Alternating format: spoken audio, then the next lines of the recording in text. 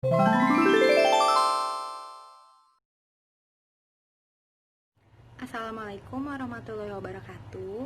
Perkenalkan, nama saya Haryanti Maulidina, mahasiswa program studi pendidikan geografi Fakultas Ilmu Sosial Universitas Negeri Jakarta angkatan 2018 kelas A. Dalam kesempatan kali ini, saya akan menampilkan video micro teaching saya dengan materi potensi sumber daya alam di Indonesia. Materi tersebut untuk kelas 11 semester 1. Di sini saya menggunakan metode inquiry dan juga tanya jawab. Sekian, terima kasih. Selamat menyaksikan. Assalamualaikum warahmatullahi wabarakatuh. Waalaikumsalam warahmatullahi wabarakatuh. Selamat pagi anak-anak semua. Pagi Bu. Nah, gimana nih kabar anak-anak kelas 11 IPS 1? Baik, Alhamdulillah baik Bu. Alhamdulillah baik ya. Nah, sebelum kita mulai pembelajaran kita pada pagi hari ini, alangkah baiknya kita berdoa terlebih dahulu ya. Mungkin ketua kelasnya bisa pimpin doa, silahkan. Ya, mari kita berdoa sebelum melaksanakan pelajaran hari ini. Berdoa dengan kepercayaan masing-masing. Berdoa dimulai. Amin. Baik, terima kasih atas pimpin doanya. Lalu selanjutnya Ibu akan presensi kehadiran kalian ya. Di sini ada yang pertama Alifiana Yusinta. Hadir Bu. Ada Febriani. Hadir Bu. Lalu Risma Mediana. Hadir Bu.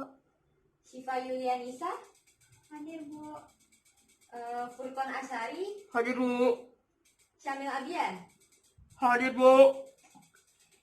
Benu Abdullah. Nggak masuk Bu. Oh, kenapa itu? Sakit Bu. Oh, sakit. Sakit encok Bu. Oke, semoga Benu bisa segera sembuh ya dan bisa mengikuti pelajaran bersama kita lagi. Amin. Oke, baik. Setelah presensi, kita langsung masuk ke materinya ya.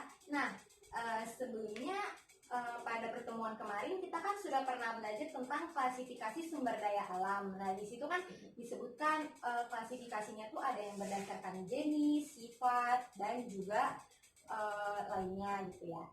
Nah, selanjutnya kita akan masuk ke materi potensi sumber daya alam di Indonesia.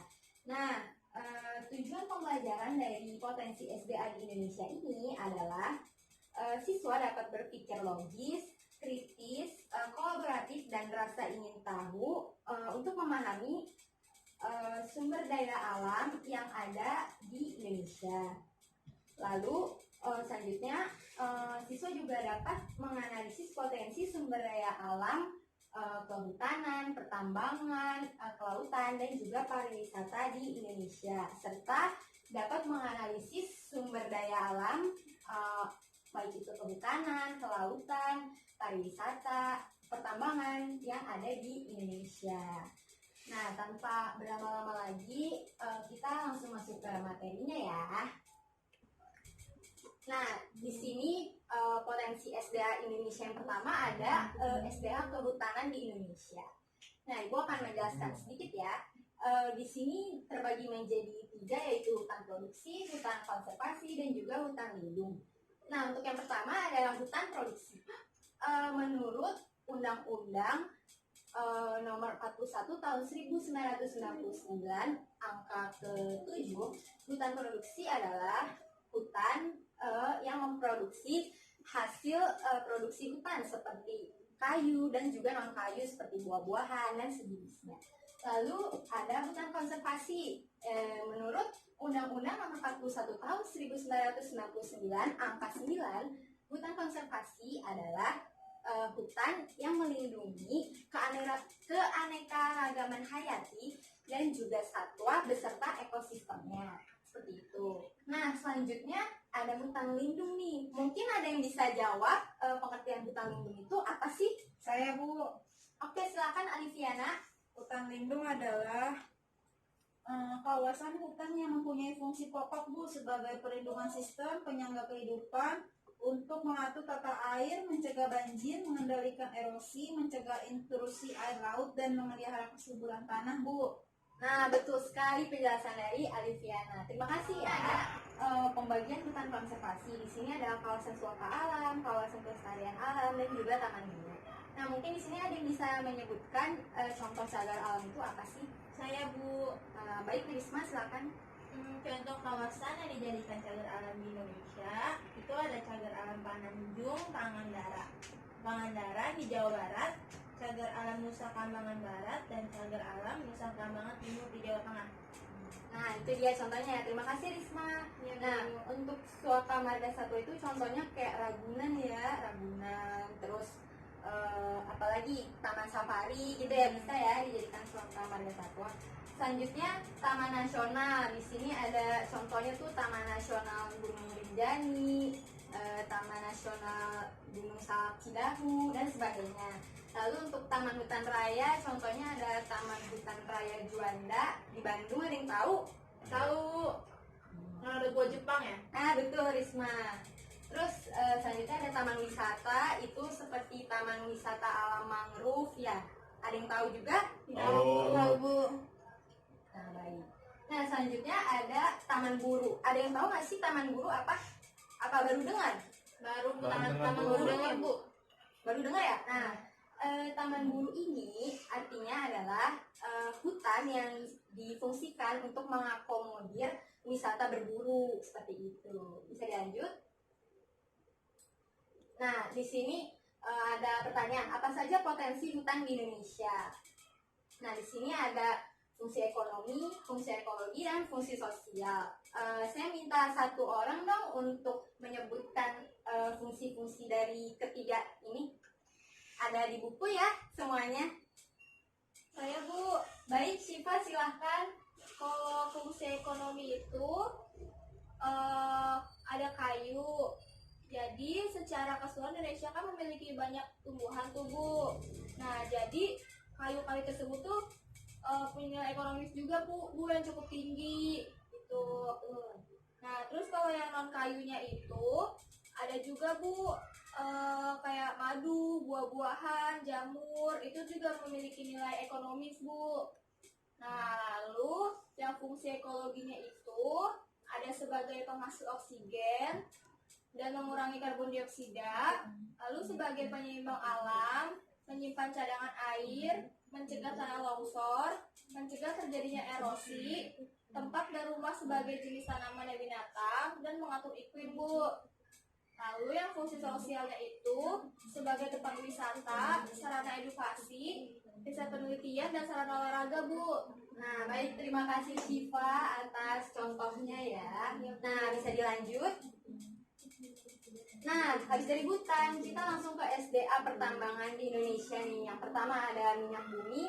Kita bisa lihat ya persebaran minyak bumi itu di sini terbanyak ada di Pulau Sumatera, lalu kedua ada di Pulau Jawa, dan juga ada di Pulau Kalimantan, Sulawesi, Maluku, dan juga Papua. Next.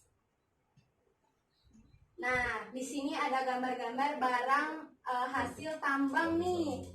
Coba ada yang tahu ini yang pertama apa nih? Batu bara. Betul banget Risma. Bisa dipencet?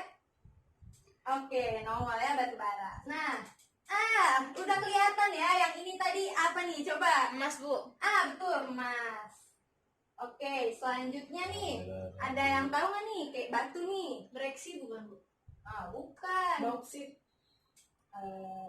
Bauksit bukan ya. Tapi kayak bukan deh. Nah, coba bisa dilanjut aja. Ini tembaga teman-teman. Nah, habis itu yang ini ada yang bisa tahu? Kurang jelas ya gambarnya. Iya Bu, kurang Bu. Nah, ini yang Marmer. tadi disebutkan oleh Alifiana. Bauksit. Bauksit lanjut coba. Timah. Iya, betul timah ya.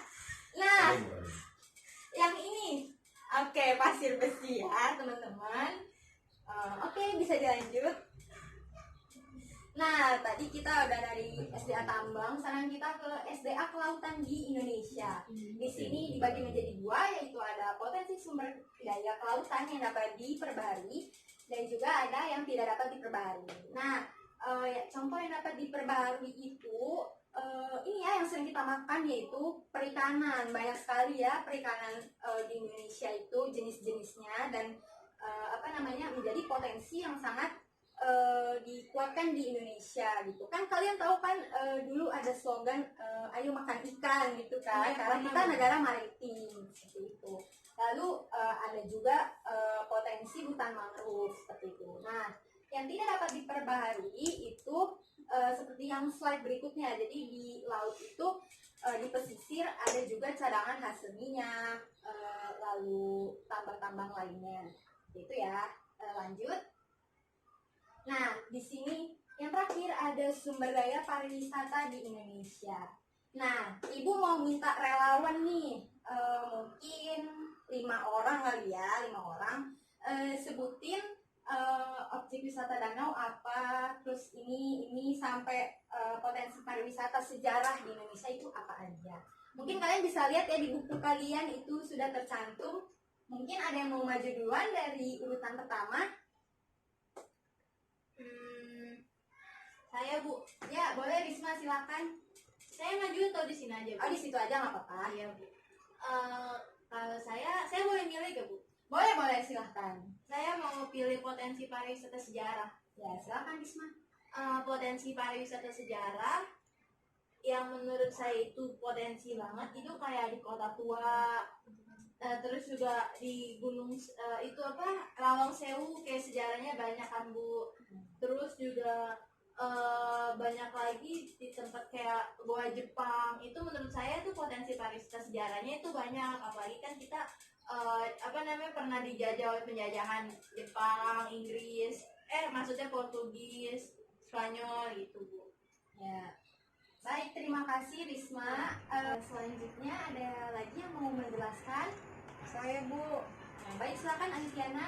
saya mau menjelaskan objek wisata danau Bu. Oke.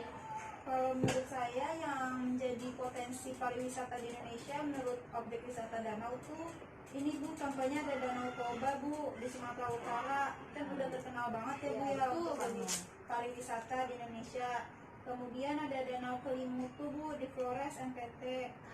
Kemudian Danau Labuan Cermin di Kalimantan Timur, Danau Maninjau Bu di Sumatera Barat, dan ada waduk juga nih Bu, Waduk Cirata, Waduk Jatiluhur, ada di Purwakarta Jawa Barat dan sebagainya Bu. Oke, terima kasih Anityana atas penjelasannya.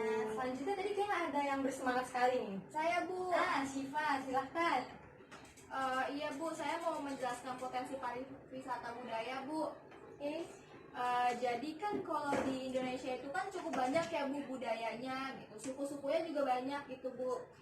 Jadi misalkan kayak budaya-budaya adat dari setiap suku tuh kayak tariannya, terus rumah adatnya, ukiran, alat musik, pakaian, upacara-upacaranya dan lainnya. Nah lalu Bu, contoh wisata budaya Indonesia itu salah satunya itu ada Reok Ponorogo, itu berasal dari Jawa Timur. Lalu pertunjukan alat musik angklung dari Jawa Barat, tari kecak dari Bali, dan tari saman Bu dari Aceh. Oke, terima kasih Syifa atas penjelasannya. Mungkin ada lagi yang ingin menjelaskan wisata gunung dan juga taman nasional yang belum. Ada yang mau menjelaskan? Bu, Oke, silahkan Furkon. saya mau menyebutkan objek wisata Taman Nasional dan Taman Laut. Silahkan. Tadi kalau nggak salah Ibu udah nyebutin tuh Bu, Taman Nasional Kalimun Salak Cidahu. Nah, itu Taman Laut juga ada di Sulawesi Utara, Taman Laut Bunaken. Itu sih Bu saya yang tahu Bu. Oke, terima kasih Furkon. Nah, itu dia tadi materi tentang potensi sumber daya alam di Indonesia. Gimana anak-anak udah pada ngerti kan yang tadi Ibu jelaskan? Nah, setelah itu kita mau sedikit mengasah otak nih, tapi yang ringan-ringan aja ya. Ibu akan memberikan tebak kata, yaitu sumber daya alam pertambangan. Ini kurang ya, sumber daya alam pertambangan yang ada di Indonesia, kelas 11 IPS 1 ya. Nah, nanti teknisnya itu kalian bisa tunjuk tangan ya kalau misalnya sudah menemukan nama-nama barang tambang yang ada di Indonesia. Seperti itu ya. Totalnya ada 8. Nanti yang tahu, yang lihat langsung aja ya tunjuk tangan gitu dan sebutin. Oke, mungkin bisa di start.